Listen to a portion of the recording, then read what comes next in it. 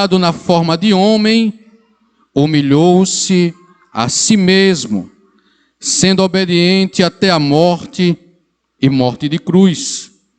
Pelo que Deus o exaltou soberanamente e lhe deu um nome que é sobre todo o nome, para que ao nome de Jesus se dobre todo o joelho dos que estão no céu, na terra e debaixo da terra. Quantos dizem amém?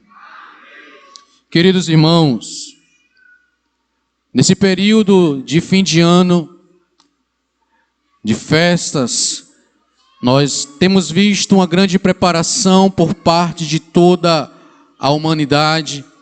As pessoas se preparam de várias maneiras para o final de ano, recebem parentes de todas as partes, de todas as regiões do país, se preparam para que daqui a pouquinho estejam desfrutando de uma bela ceia, ao pouco mais à meia-noite, se preparam com as suas vestes, com seu sapato, fazem uma série de preparação, mas muitas pessoas se esquecem do real motivo do Natal. Por que nós estamos nos reunindo e qual é a razão da igreja hoje estar aqui celebrando o Natal? Por que nós estamos aqui na igreja agradecendo a Deus? Queridos, é necessário nós lembrarmos que a Bíblia ela faz referência que um dia um homem ele transgrediu a lei do Senhor. E o apóstolo Paulo, na carta aos Romanos, no capítulo de número 3 e o versículo de número 23, ele enfatizou dizendo: porque todos pecaram e destituídos estão da glória de Deus. O pecado de Adão, ele contaminou a todos, assim podemos fazer um paralelo, como no ano de 2020 até o ano de 2022, tivemos aí o coronavírus contaminando todo mundo e milhares de pessoas sucumbiram. Milhares de pessoas morreram devido a essa pestilência. E hoje, queridos irmãos, a humanidade também tem uma grande falta. A Bíblia deixa clara que o mundo ele jaz no maligno. E a Bíblia também diz que o salário do pecado é a morte. Mas o dom gratuito de Deus é a vida eterna. Mas como é que Deus iria resgatar o homem caído? Como é que Deus agora iria resgatar o homem que estava afundado nos seus próprios pecados? Não poderia ser através de outro homem pecador. Então, Deus agora dá uma missão a um ser que não poderia ser outro para executar essa missão. Dentre tantas coisas que aconteceram no mundo, irmãos, houve apenas um milagre na Bíblia. Apenas um que solucionou a pendência das nossas almas. A Bíblia diz, no livro de Isaías, se os irmãos quiserem abrir comigo, livro de Isaías, capítulo de número 7, e o versículo de número 14, traz uma referência bíblica para os nossos corações. Isaías, capítulo de número 7, e o versículo de número 14, uma referência de uma profecia bíblica, 300 anos antes do nascimento de Jesus. Portanto, o mesmo Senhor vos dará um sinal. A virgem engravidará e dará à luz um filho, e será o seu nome Emanuel. Maria, meus irmãos, quando recebeu a visita do anjo Gabriel, ela tomou um susto, porque até então isso não tinha acontecido. Uma profecia nesse âmbito, nessa dimensão, até então não havia ocasionado. E ela ficou muito assustada com as palavras do anjo Gabriel, porque ele chegou a ela e disse: salve agraciada, O Senhor é contigo, bendita és tu entre as mulheres. Ela não sabia que saudação era aquela, porque era uma saudação celestial. Glória a Deus. O próprio Deus teria enviado agora a Gabriel para trazer aquelas alegres novas. E a Bíblia diz que o Senhor continua falando para ela e dizendo: olha, Maria, no teu ventre vai nascer um, que este salvará a vida de muitos. Mas Maria olha para aquela profecia e diz: mas como isso vai acontecer? Eu sou uma jovem desposada, eu estou noiva com José.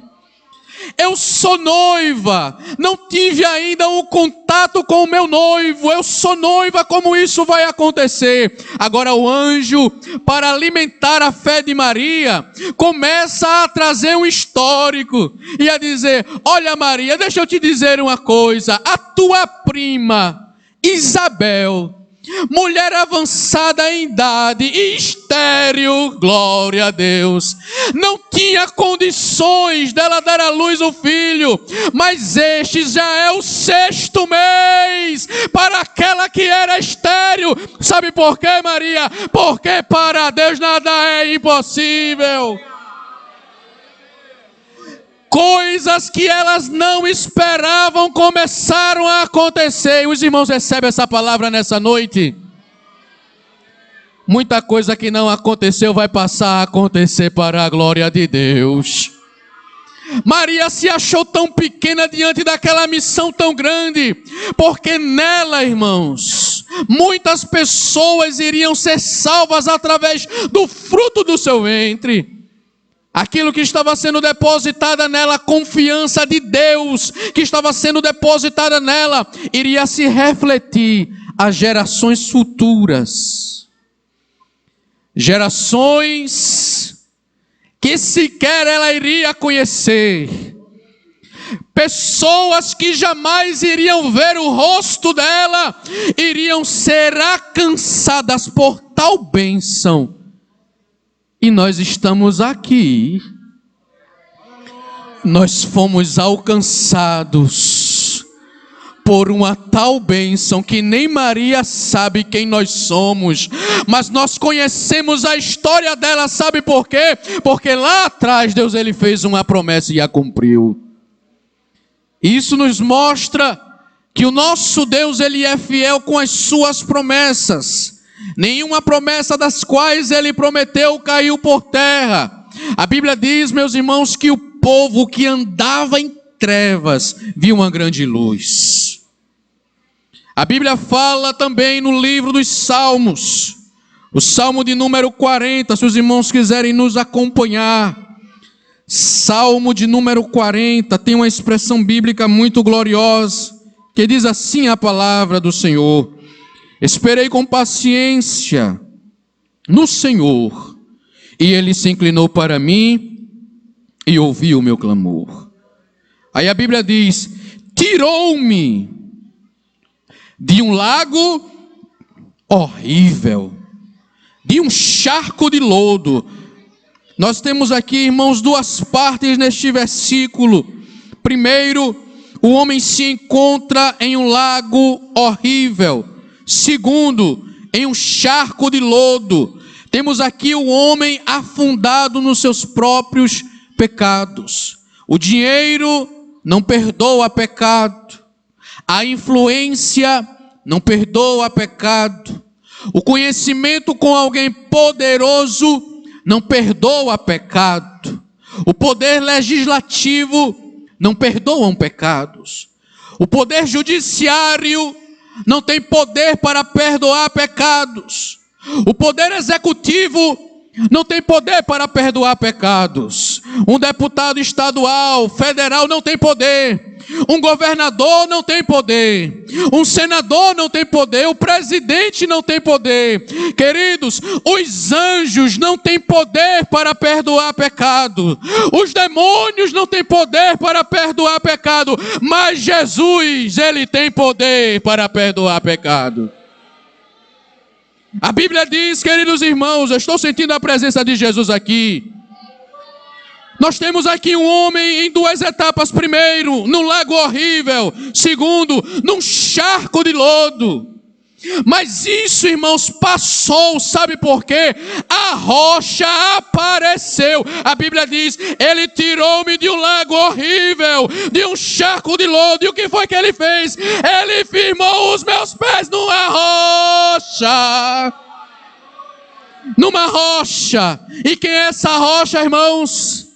Quem é essa rocha, igreja? Essa rocha é Jesus. A rocha de esquina, a rocha inabalável, a rocha inconfundível, a rocha que não se quebra, a rocha a qual nós estamos alicerçados. Jesus, ele disse, fez um comparativo com dois homens. Ele falou lá no livro de Mateus, capítulo de número 7, dizendo: olha, o homem insensato edificou a sua casa sobre areia, desceu a chuva, correu rios, sopraram vento e combateu aquela casa e caiu, porque estava edificada sobre a areia. Mas depois ele mostra o homem prudente, dizendo: mas o homem prudente, aquele que escutou as minhas palavras e pôs em prática, eu assemelhá-lo-ei ao homem prudente que edificou a sua casa onde? Sobre a rocha. Aí desceu a chuva, correu o rio, soprou o vento, combateu a casa e não caiu. Sabe qual é o segredo? É a rocha. Sabe por que você está aqui hoje? Quantas coisas aconteceram neste ano de 2023? Derabacanda nagashuri mianda. Quantas coisas aconteceram para tirar a tua paz, para te desestabilizar, para acabar com a harmonia da tua família, para tirar a alegria do teu viver. Até mesmo você, quem sabe, até mesmo pensou em tomar atitudes precipitadas. Mas sabe qual é o segredo para você estar aqui cantando vitória? É a base, é a rocha. Tu estás edificada sobre a rocha. E Jesus, queridos irmãos, quando ele veio, a Bíblia fala, e até mesmo alguns comentaristas ousam a falar, que o período entre o Antigo Testamento e o período do Novo Testamento, existe um período chamado período intertestamentário, ou seja, período de trevas.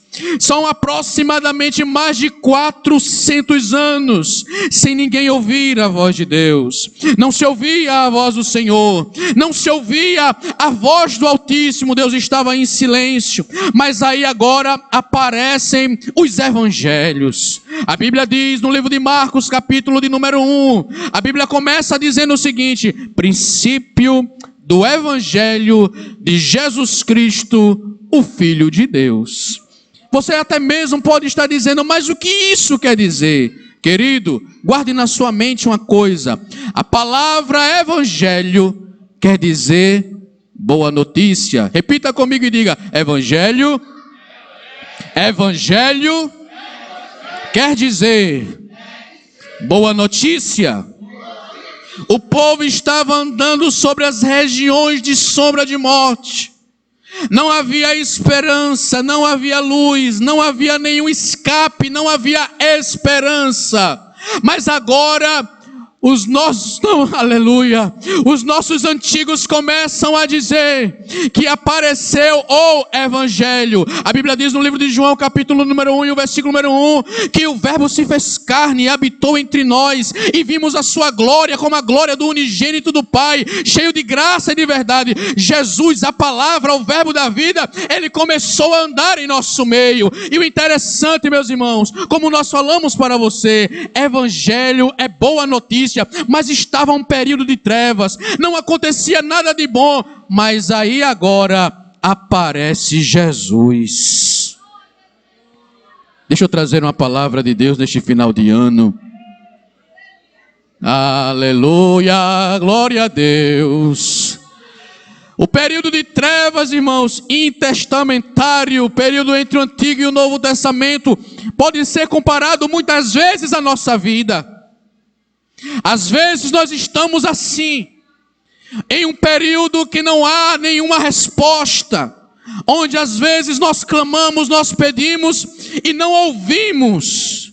uma resposta da parte do Senhor, e chegamos até dizer: o céu parece que está de bronze, não escuto mais a voz do Senhor, o que é que está acontecendo? Às vezes é um período de trevas, o dia da aprovação, um dia mau, como acontece na vida de todos os cristãos, mas o que eu acho tremendo é que essa palavra ela é viva e eficaz, é mais penetrante do que qualquer espada de 2 fios, ela vai lá na alma, na divisão da alma e do espírito, das juntas e medulas, e é apta para discernir os pensamentos e as intenções do coração. O que eu quero dizer, que mesmo que você esteja vivendo um período difícil, quem sabe 2023 foi tão difícil para você, quantas perdas, quantas portas fechadas, quantas decepções, quantas frustrações, quanta dor de cabeça, quantas noites escuras, quantas noites mal dormidas, quanta insônia, quanta preocupação, quanto problema. Quem sabe 2023 tem sido assim para você, mas nesse dia 24 de dezembro de 2023, eu quero te dizer que o Evangelho é Jesus Cristo, e Ele chegou nesse culto com uma boa notícia. Jesus tem uma boa notícia para você nesse culto. Quantos recebem essa palavra aí? Você vai sair desse culto de posse de uma boa notícia, de uma boa nova de salvação. Quem sabe você pode estar dizendo: mas irmão Anderson, será que essa palavra é verdadeira? É a palavra de Deus. A Bíblia diz lá em Cantares de Salomão, capítulo de número 2: eis o meu amado, ele vem andando sobre os montes, o meu amado é semelhante ao servo e ao filho do veado, olha ele ali. Aí a Bíblia diz: eis o meu amado fala e me diz: levanta-te, amiga minha, formosa minha, e vem, porque eis que passou o inverno, a chuva cessou e se foi, aparecem as flores na terra, e o tempo de cantar chega. 2023 pode ter sido um ano de lágrima, de preocupação, de dor, de perda, mas eu quero profetizar através da palavra de Deus boa notícia para 2024. O dia está chegando, e a Bíblia diz, queridos irmãos, que agora Jesus se manifestando, Ele, a luz do mundo, Ele chegou e disse: eu sou a luz do mundo. Aqueles que andarem em trevas, qual é o segredo? Quando você está perdido, o que você busca é o quê? Uma luz. Corra para Jesus. A direção é Ele. Corra para Jesus. O Natal, a palavra Natal quer dizer nascimento. E nós temos aqui, irmãos, vários natais, mas o Natal mais importante, mais esperado de todo o mundo, de toda a região, de todos os tempos, o Natal mais esperado é o nascimento de Jesus. E Ele nasceu, viveu, está vivo, morreu, ressuscitou. E eu quero dizer mais, em breve Ele vai voltar para buscar um povo. Será que esse povo está aqui nesse culto nessa noite?